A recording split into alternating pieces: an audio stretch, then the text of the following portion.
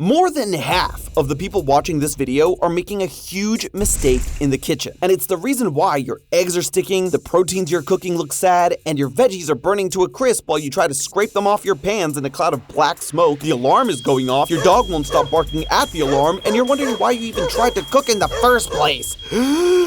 Good news is, science and your best bud Santi are here to help.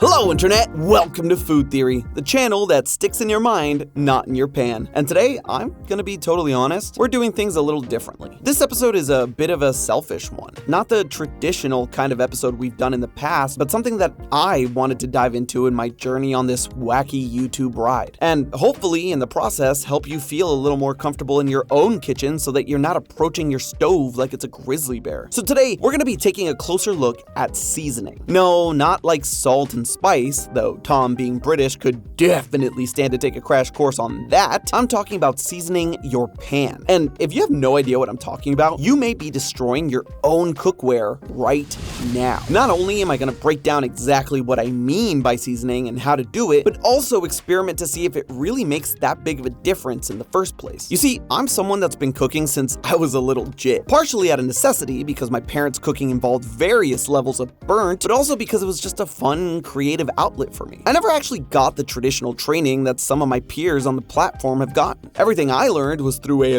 lot of trial and error, cookbooks, and videos on YouTube. Because of that, there were some things I did just because that's what you're supposed to do without fully understanding the why or whether it truly makes a difference. But over the last few years, I've been taking control of my own kitchen more and more, and guess what? Now you're coming with me on that adventure. And listen, you might not be someone that cooks right now, but if there's one universal constant while we're alive, it's that we gotta eat. And one day you're gonna find yourself in the kitchen with a pan that won't stop forcing you to turn your sunny side ups into scrambles, and you're gonna hear my voice whispering in your ear. You should have paid attention to this video. You should have also subscribed because now you have no idea what else you may have missed out on, all because you didn't click a button. Now, not only do you have egg stuck to your pan, you have egg on your face. So avoid that dark future by subscribing and sticking around to the end of the video. By the way, you may notice the delicious cookware I'm using, and yes, I did just refer to cookware as delicious, and you'd agree too if you got your hands on some of these bad boys. This is made in cookware, and the professional quality products they have aren't just for chefs in over 2,000 restaurants all over the world. They're made for you and me too, the home cooks that need reliable and high quality cookware to do what we do best. And that's the whole point, right? You might just be whipping up dinner for yourself or for your family, but that doesn't mean you shouldn't be using the best tools you can. And these are exactly that. The griddle is literally the most versatile pan I own. You can use it on anything: a grill, gas stove, electric stove. You can even just put it on your table. It won't cook anything there, but it looks sexy. Plus, you don't actually have to worry about seasoning it. It comes out of the box ready to use. And that is exactly what I did. Took it out and cooked some of the yummiest, crispiest bacon that I never got to have because Claudia Kirby'd it before I had the chance. But the star of the show today is the carbon steel frying pan. Not only is this thing free of forever chemicals, something we covered earlier this year, meaning it's non-toxic, but it also gives you the best of both worlds. Sorry, not sorry, because it's true. It's the perfect hybrid of cast iron and stainless steel. And once you stick around to the end of the video to learn how to season it like a pro, you'll have perfect heat control in the best non-stick pan. So if you're burning your food on sticky pans you got off some random site, throw that out and go to my link in the description below to save on your griddle and carbon steel pan from Made In. Thank you Made In for sponsoring today's video. Now let's slip right back in. First things first, WTF. What is seasoning? Why should you do it? And should you block out your entire weekend now so you can suddenly season every pot and pan in your kitchen? Let's take this slow and in order. Seasoning is the process of making a non-stick layer or coating for your cookware. It may not seem like it, but a lot of materials used for pots and pans are actually porous, meaning they have tiny little holes which help the pan expand under high heat and avoid cracking, as well as distributing that heat evenly across it for a better, more consistent cook of whatever you're making. Cast iron pans and steaks are a match made in heaven for that exact reason, but those pores can lead to rust, since it means more surface area for the air and moisture to react with the metal. And it also means that whatever you're cooking can get into those microscopic holes and stick. Seasoning is taking an oil or fat and essentially cooking it into those pores to create a barrier that protects from rusting, but also also from sticking. This involves a process called polymerization, which is the coolest frickin' word that science could have chosen for this. And if anything, you should be seasoning your pans in order to work that word into your everyday vocabulary as much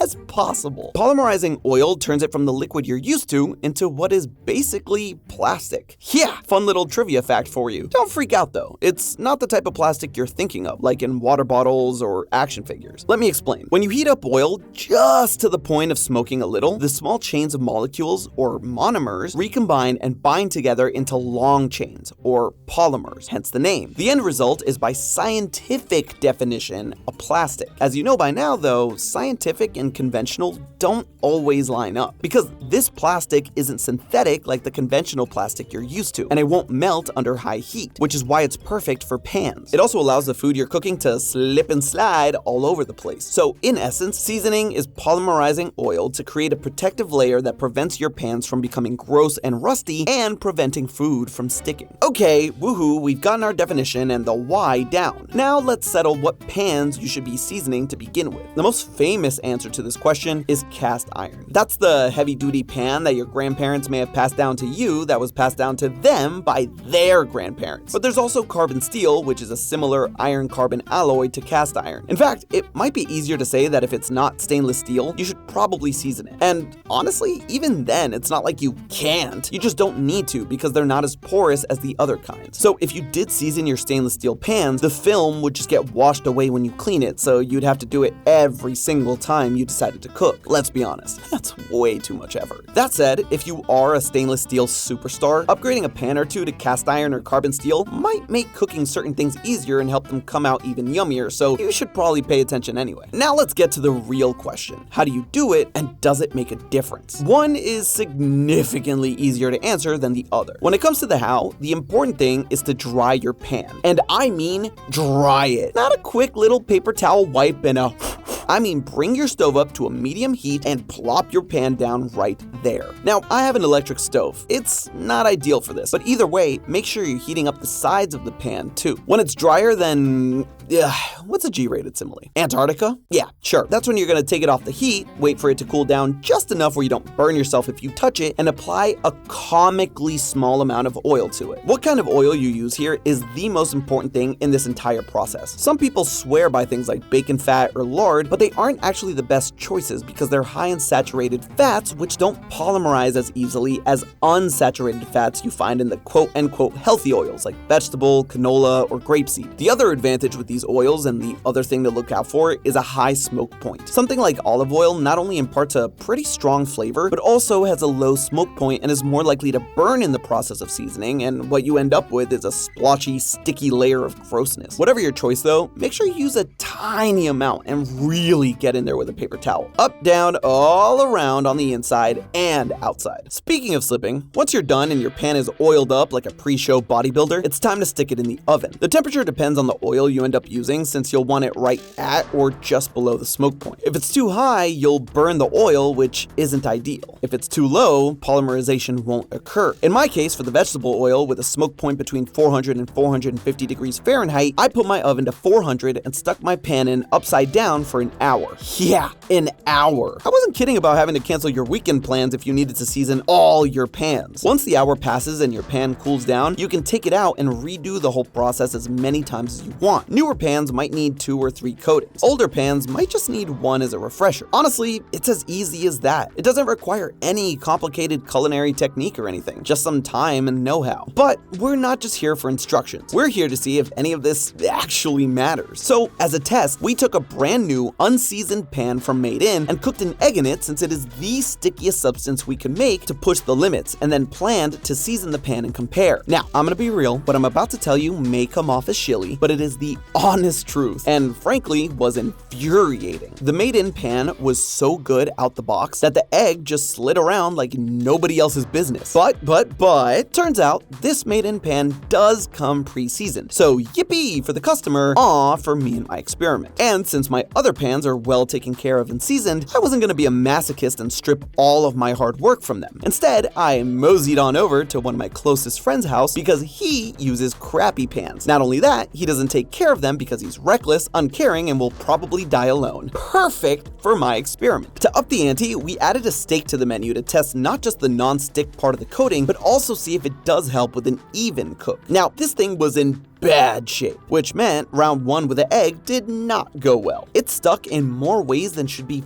physically possible. The steak, on the other hand, didn't seem too bad, though it was obvious because of the unevenness of the pan that it didn't get the best contact, and that leads to a suboptimal color and sear. Seasoning this bad boy took a lot of TLC. The good news is he does have a gas stove, so for some heavy-duty seasoning, I did 1 coat using the gas stove for a bit of a quicker application before moving on to a second coat in the oven. Once the hour passed and my arms recovered from the scrubbing I had to do, it was time for the moment of truth. And honestly, the difference was astounding. Sure, it wasn't sliding around and flipping like with my maiden pan, but this pan was in dreadful condition to start with. I cannot stress enough my wonderful friend's lack of respect towards his own cookware. So the fact that I didn't have to just make it a scrambled egg is an absolute win in my book. As for the steak, you could also see that the color and sear was a lot more even across the board. And it's not just a surface level difference. It means that the interior of the steak will cook more evenly as well. So it turns out that age-old techniques prevail here. Seasoning your pans can seriously make the difference between cracking way more eggs than you'd like for a perfect sunny side up breakfast and a one and done wakey eggs and bakey. Truthfully, it made a huge difference for me once I started to take my cookware care more seriously. And seeing the side-to-side comparison after this experiment only cemented that for me. And the more you use the pans, the better the seasoning will become over time. And the more you use your pans, the more seasoned you'll become as a cook over time too. The real seasoning is the skills you pick up along the way. But hey, that's just a theory. A food theory. Bon appetit.